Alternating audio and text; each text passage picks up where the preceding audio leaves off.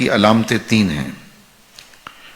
جس شخص کے اندر یہ علامات ہوں تو وہ اس نیت سے سنیں کہ آج ابھی اسی وقت میں یہ مصمم عزم کرتا ہوں کہ اپنے سے کھرچ دوں گا ان چیزوں کو، اور اپنے من کو، اپنے اندر کو، اپنے باطن کو ان غلاظتوں سے پاک کروں گا.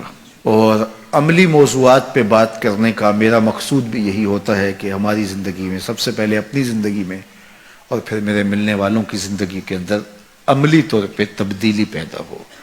تو اس نیت کے ساتھ جب آپ سنیں گے تو اللہ برکت کرے گا. تو سنیے رسول رحمت نے ارشاد فرمایا صلی اللہ علیہ وآلہ وسلم نے کہ منافق کی نشانیاں تین ہیں.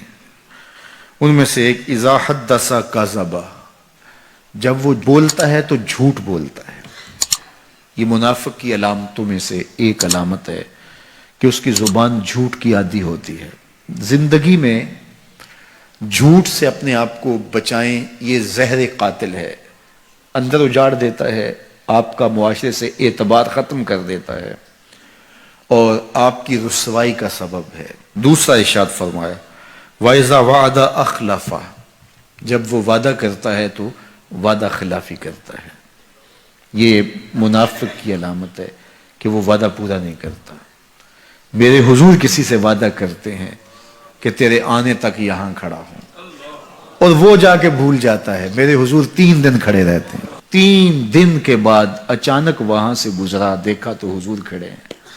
بڑی شرمندگی ہوئی، ڈرتا ہوا آگے بڑھا، صرف اتنا کہا یار تو نے مشقت میں ڈال دیا.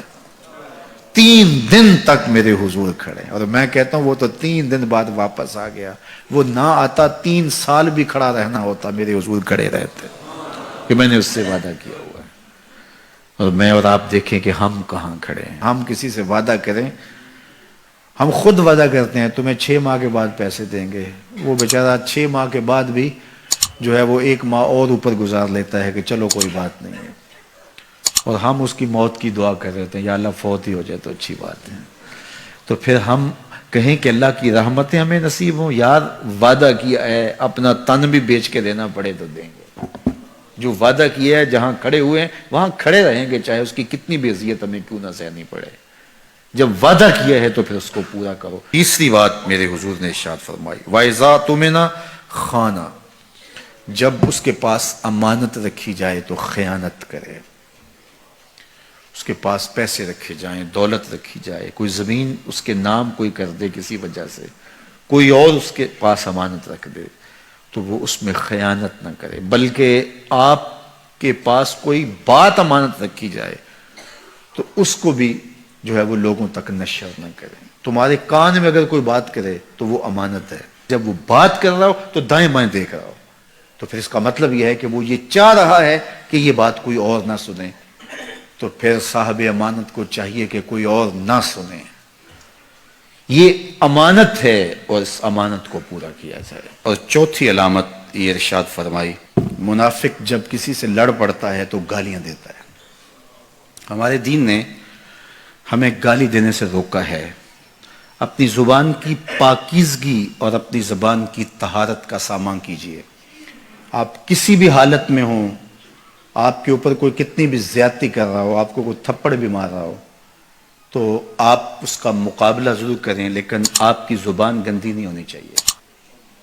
یہ غصے کے وقت ہی تو انسان کا پتہ چلتا ہے. ظفر سے آدمی نہ جانیے چاہے جتنا بھی ہو، صاحب فہم و ذکا، جسے عیش میں یاد خدا نہ رہی، جسے تیش میں خوف خدا نہ رہا. عیش کی زندگی ہو یا تیش کی زندگی، خوشی کا مرحلہ ہو یا مرحلہ غم ہو، آپ دیکھو نارمل زندگی کے اندر تو آپ معتدل ہوں گے ہی ہوں گے، لیکن جب آپ کا بیلنس خراب ہوتا ہے خوشیوں کے وفور کی وجہ سے، اس وقت پتہ چلے گا. یہ ہے انسان کا امتحان، یہ ہے انسان کی آزمائش. منافق کی علامت بتائی گئی وَإِذَا خَاصَمَ فَجَرَ، جب وہ کسی سے لڑائی کرتا ہے تو پھر گالیاں بکنا شروع کر دیتا ہے. یہ منافقوں کی علامات میں سے ایک علامت ہے. جب وہ لڑتا ہے تو گالیاں بکتا ہے، جھوٹ بولتا ہے، امانت میں خیانت کرتا ہے، اور عہد کرے تو اس کی پاس